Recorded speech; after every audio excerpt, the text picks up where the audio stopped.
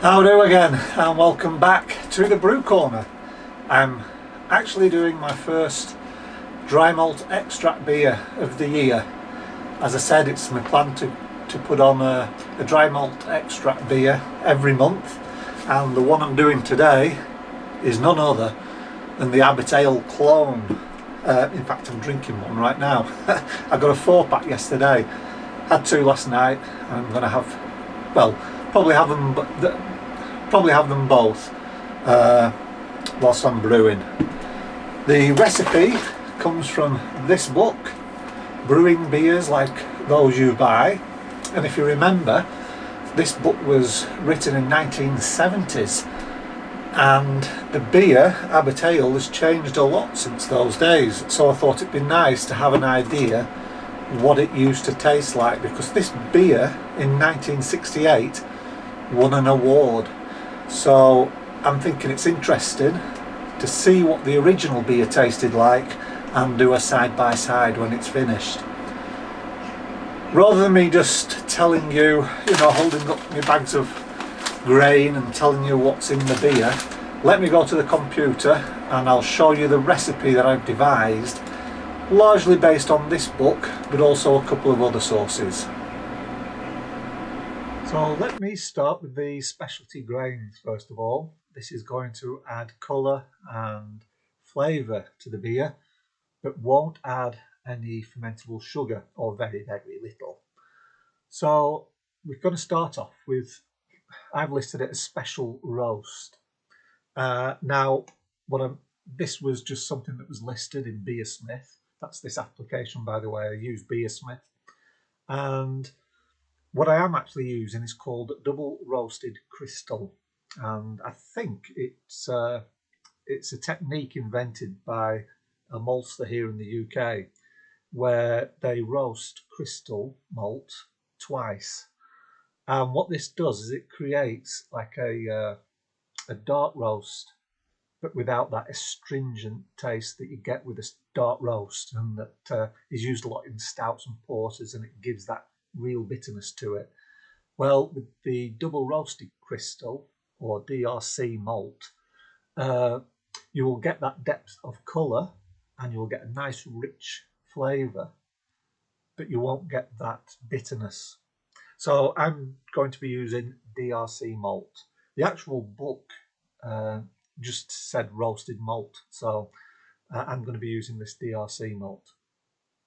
Then, of course, we've got the crystal malt there, and we're also using some flaked maize or corn as it's listed here, and those three, which is what, rubbish at maths, so 150, 350, 400 grams in total for the specialty malts, specialty grains, because there's corn in there as well. Then, if we move on to fermentables, I'm using 3 kilograms of light dry extract. This will be in 2 batches. The first 1.25 kilograms will be for the 60-minute boil, and then a couple of minutes before the end of the boil, I'll add the second half of the light dry malt extract. And I do this, of course, because I want to try and mimic the final ABV, well, the starting ABV fermentation, so that I can utilise the hops more efficiently.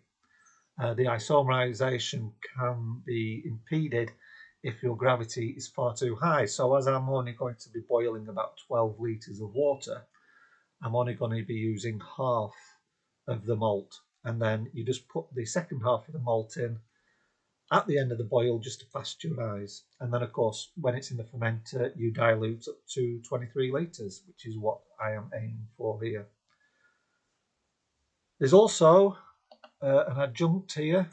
There's brown sugar, 300 kilograms of brown sugar, dark brown sugar. So that's as an adjunct, which surprised me actually when I read it in the book, but there you go. So I'll be using that. Water chemistry for the boil, I'm going to be using half a teaspoon of Epsom salt and 5 grams of gypsum. This is straight out of the book. It's got a little table there, so for different styles of beer and for different levels of water hardness, it tells you how much of each to put in. So it's 1 teaspoon of gypsum and half a teaspoon of Epsom salts. And then, of course, there's the hops. The bitter in hops is Northern Brewer, and that's 25 grams, and also 15 grams East Kent Golding. That'll be for the 60-minute boil. And then we're going to add 10 grams right at the end of the boil and let them steep for 15 minutes, which will also help the wort to cool down a little by then. And also on day 5 or thereabouts, I will dry hop with another 10 grams of East Kent Golding. And that recipe is pretty much the same as the one in the book. I've had to change the weights and play with the weights just so I can get these statistics here. So it's saying that the estimated starting gravity should be around about 1045, and it should have 29.7 IBU bitterness. Now, I have read that Abbot Ale IBU is about 30, and I disagree. To me, it's a sweet, rich toffee, caramelly sort of beer, very malt forward. I don't taste 30 IBUs. But that said, the book, which was written in the 1970s, and so probably referring to the original Abbot Ale, does say it's a very well hopped beer. So I was aiming for 30 and I've got 29.7, so I'm happy with that. 29.7 IBUs. The colour is 20.6 EBC. Again, I was reading on a blog where someone also attempted to make an Abbot Ale, and he estimated 14 EBC. But when he held it up next to the original, after he had finished brewing the beer, he found it was a bit too light. So he estimated between 18 and 20. I'm just going to shy over, so it's 20.6 EBC. And we'll see how that looks when the beer's finished. And it should have an estimated ABV. This is out of the fermenter, don't forget, at 4.6. Abbot Ale is 5%. But as I'm going to be bottling and carbing with sugar, that always adds on a few more percentage points, usually about 0.5%. So it's going to be coming out of the bottle at approximately 5%, which is bang on. So I'm very happy with these figures here. All it took was just doing some tweaking of the measurements, the weights, and I'm happy with that. So all we have to do now is brew it. So that was the recipe, and whilst you were watching that, I weighed out my grains, the specialty grains. So there's 50 grams of the DRC, 100 grams of crystal, and 250 grams of the flaked maize. I have 12 litres of water here, and it's now at about 62 degrees. So I'm going to put these into here. I've got a false bottom just to prevent it from scorching. And what I'm going to try and do is keep the temperature around about 68 degrees for half an hour. So hopefully what I can do is tweak the temperature, well, not temperature, the power control here. It's currently on 2000 watts. If I turn that down, I'm hoping I can keep the temperature somewhere in that region. Just have to find that sweet spot. But the way the induction heater works is it switches on and switches off, and switches on and switches off.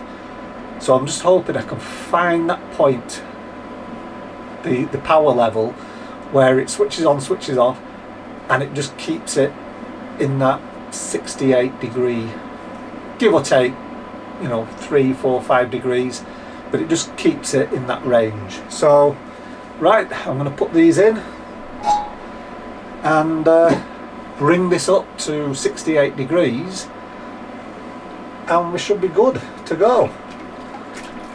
Give them a bounce. Let me have a look. Oh, all the colour and the water's already coming out. So there we go. Just let them steep now. And just try and keep the temperature as constant as possible. Okay, so the specialty grains had their half hour in the water. I was able to keep it between about 63 and 70 just by turning off the heater. I think because these have such thick walled pot and I had the lid on, it just keeps the heat inside. So I didn't have to use the heater at all. I could just turn it off, and I got it up to about 70 degrees, and then over the half hour it slowly fell to about 63, so that was good. I forgot to take out the false bottom, but it doesn't matter. I can fish it out after. It's going to be sanitised because I'm now bringing this up to the boil. In fact, it's very close now to 100, and I'm just checking that it's not going to froth over, because that's always the worry. I don't think you have to worry too much with dry malt extract. It's really when you're doing all grain. But just keeping the top of the wort clear. I've already added my 1.25 kilograms of light dry malt, and I also added half of the sugar, so 150 grams of the dark brown sugar. That's also gone in. And I also added the Epsom salts and the gypsum.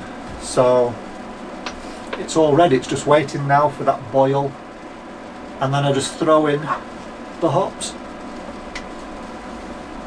Well, brew day's finished. I forgot to video the other steps, but basically I took the remaining half of the brown sugar, that was 150 grams, and the other 1.25 kilograms of the dry malt, and I put them into the stock pot, boiled it for about a minute or so just to pasteurise, and I added 15 minutes ago, I added the aroma hops, which is 10 grams of East Kent Golding. So now I've got my my sanitised bucket here. I've sanitised the tube. It's just a case of transferring it now into the bucket, just checking that my tap is off. I've made that mistake before, and we'll just transfer the beer into here. Now it's still hot. It's let's have a look. It's still 95 degrees, and there is 10 litres remaining, so it about 2 litres evaporated away during the hour. So there'll be 10 litres in here at 95 degrees. It's not going to be ready for pitching the yeast just yet. I'll top it up, of course, to 23 litres, but even then I think it'll be too warm to pitch the yeast. I'm going to have to leave it until this evening and pitch the yeast then when it's come down to around about 18-20 degrees at room temperature in our house. It may even be tomorrow morning. I'm not really bothered because everything's been sanitised, and I put an airlock in so nothing from outside can get into the beer, or the wort rather, as it's cooling. And then when it comes down to room temperature, I'm going to use Wilco, what's called Gervin yeast, Gervin. It's actually, I've read, a repackaged Danstar Nottingham British ale yeast, and there's 11 grams, so that's a decent sized sachet. And if you like using Nottingham yourself, you can save a quid or so by getting the Wilco, because it's exactly the same, it's just repackaged for Wilco differently. Right, let me this isn't too hot, so let me turn the tap.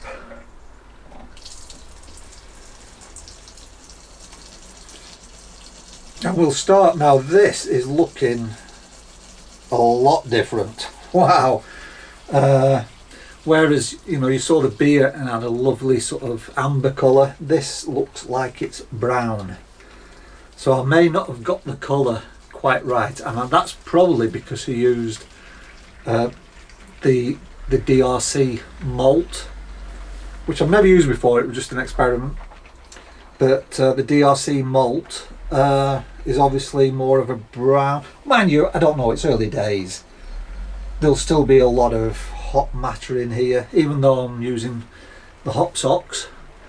It goes all mushy when it gets into the water, and some fine particles do leak out of the bag.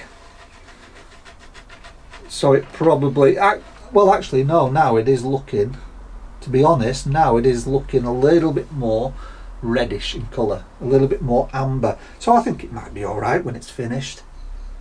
It's early days yet, it's just brew day.